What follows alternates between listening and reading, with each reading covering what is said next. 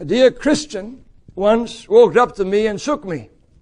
He asked me earnestly what I would do if another Christian slanders about someone to me. Well, the following is what I think I have done. On most occasions, that is. I wrote them down because I'd never really considered it until this man asked me. I stopped the poor soul who is slandering someone to me, and I say, I'm sorry. I'm so sorry, but you must have been given the wrong address to have come to me with this, for I am not a talebearer like you. And I dare not accept any information from one. I dare not. I would never be able to repeat what you've just attempted to pass on to me about someone who is not here to defend himself. And also I'm fearful that you've come to me with this, sir, because if you find yourself capable of saying these things to me that could destroy another person, you one day are going to find yourself easily capable to say the same things about me. Defiling, defaming, and damning things about me. And I'm going to be scared of you from now on, brother. And I turn and walk. By that time, by the way, most have run from me. If I can remember rightly, most ran. God specifically commands us in James chapter 4 verse 11, speak not evil one of another, brethren. He that speaketh evil of his brother and judgeth his brother speaketh evil of the law and judgeth the law. But if thou judge the law, thou art not a doer of the law, but a judge. There's one lawgiver who is able to save and to destroy. Who art thou that judgest another? Who do you think you are, God saying through this man, that you can judge others? Think of yourself now before you answer that. Think of the mercy God showed you.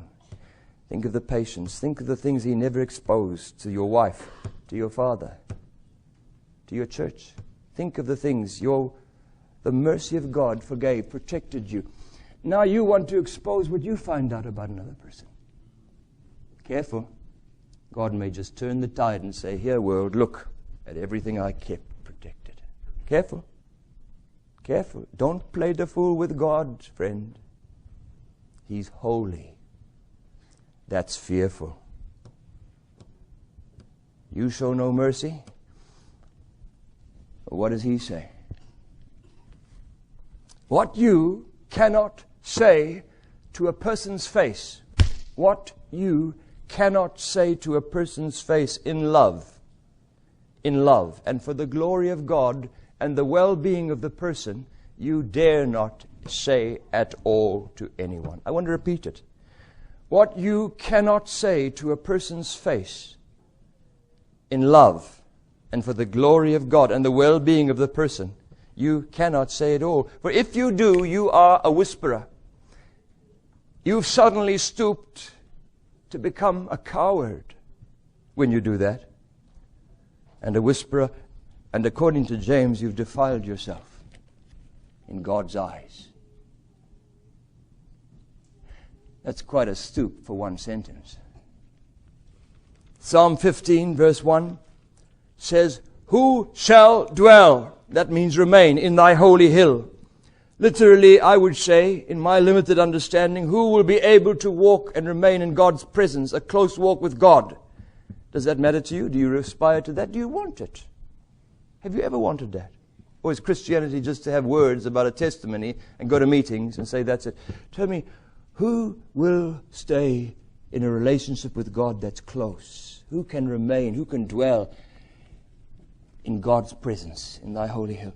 Well, there's few things. He says here, verse 3, he that backbiteth not with his tongue. One of the things.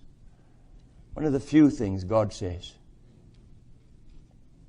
Psalm 34 verse 13, keep thy tongue from evil and thy lips that they speak no guile. Proverbs 21 verse 23, whoso keepeth his mouth and his tongue keepeth his soul from troubles. Can I repeat that? What God says. You want to keep your soul, your life from troubles? Whoso keepeth his mouth and his tongue keepeth his soul from troubles. 1 Peter 3 verse 10, for he that will love life and see good days. Who here that named Jesus want to love life and see good days? Or do you want to hate life rather? That's the only thing that's opposite to it and offered. And see bad days. Okay. He that will love life, God says in 1 Peter 3 verse 10, and see good days, let him refrain his tongue from evil, and his lips that they speak no guile. When Paul wrote to Timothy, he said, let no man despise thy youth. But this is staggering. Be thou an example in word. Why does he start with that? Because, beloved, if you don't pass that, nothing else is attainable. Nothing. You don't do that, you won't find fruit. Don't bother looking further. That glorifies God. It always starts here in James 2 verse 1. And again. This is the foremost proof of holiness on earth. This. Beginning in the home, Andrew Murray always said. Of anything he would hold out to what is evidence. Ecclesiastes 5 verse 6, suffer not thy mouth to cause thy flesh to sin. Well, James 3 tells us this causes the whole system of sin to lose control. You don't control any sin. You want to talk about all the wicked sins that you confess to God? Do yourself a real honor. Come to God and say, God, deal with this. You'll be amazed if you discipline yourself, no matter how tempting it is with this. You'll have victory over the other sins, according to James chapter 3. Don't doubt it. It sets on fire the course of nature. It defiles the whole body. This, if it's not controlled, you're deceiving yourselves. Chapter 1 says, if you think anything you have of God is real, if this isn't controlled, you have no reality. If you did, you've lost reality with God. The moment this is lost, God says, it was said of Jesus, in his lips was found no guile. Isaiah 53. Can that be said of you? Can you answer God, please? Every single one of you, even the children. You want to be like Jesus? In his lips was found no guile. Can that be said of you? Or does your heart condemn you? And like Isaiah, you cry out here tonight, woe is me. That your whole being is just crying out, God, woe is me. What have I got that's worth anything in the light of thy word? And John tells us, if our heart condemn us, God's greater than our heart, beloved, and knoweth all things. Woe is me, I'm a man of unclean lips, you might be crying out tonight. Proverbs 10 verse 18, he that uttereth a slander is a fool. Now God says to me and you that if you call a man a fool, God will judge you. But if God calls you a fool, forgive me if I just say what God says is a fool. I don't think I'm going to be judged. God says in his book, he that uttereth a slander is a fool. 18 verse 7, a fool's mouth is his destruction. God says, his mouth. Ecclesiastes 5 verse 6, suffer not thy mouth to cause thy flesh to sin. It's staggering, that verse. It's such folly. In the multitude of words there wanteth not sin. Oh man, that just doesn't bridle his tongue. Oh my. You know, even a fool is looked upon as wise if he just keeps his mouth shut. God says, you don't have to go to varsity to be looked upon as wise. Just keep your mouth shut most of the time. And when you speak, weigh up what everybody's saying. And if you're a Christian, pray before you open your mouth if it's anything that could hurt anyone else or prove you to be a fool in your lack of wisdom. Even if you walk away without saying one word, you're looked upon by most in that conversation as the wise one. That's God's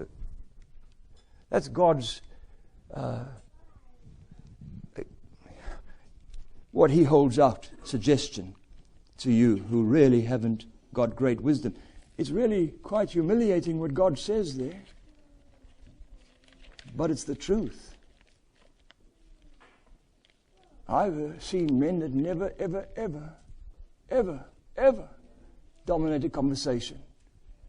And I'll tell you something, they are esteemed above the great theologians who do dominate and feel threatened if anybody else isn't dominating and not them. I've seen it again and again. God said the truth there.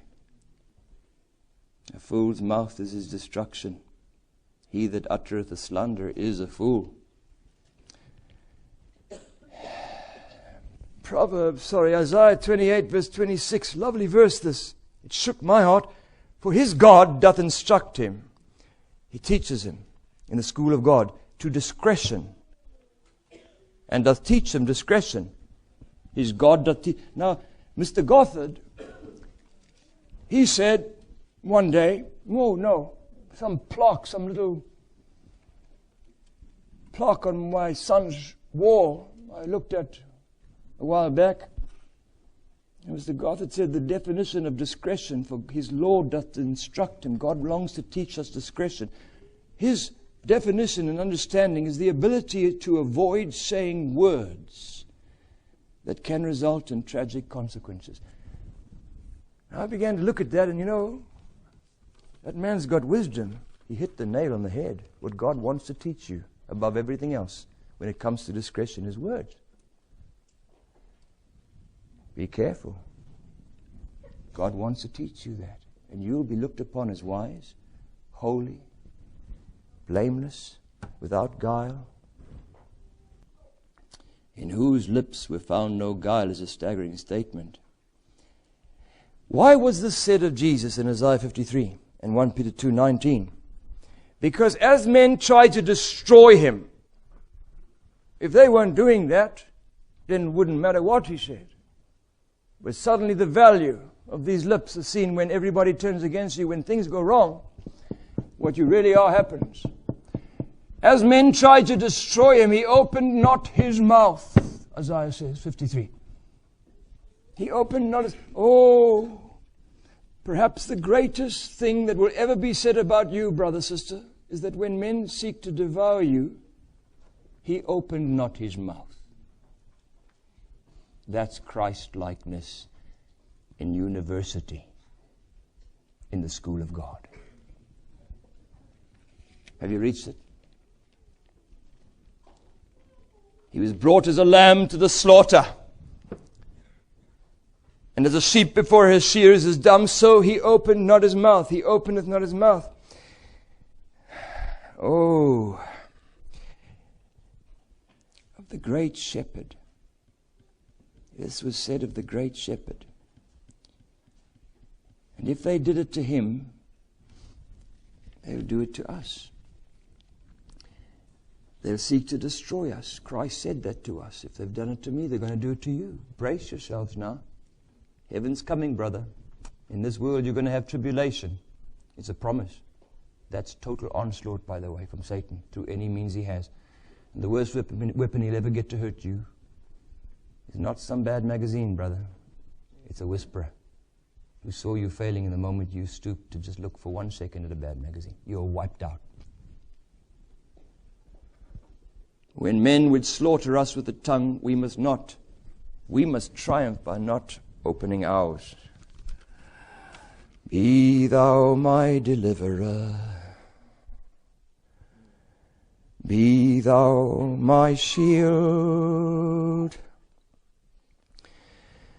When men's words smite me, let my lips be sealed.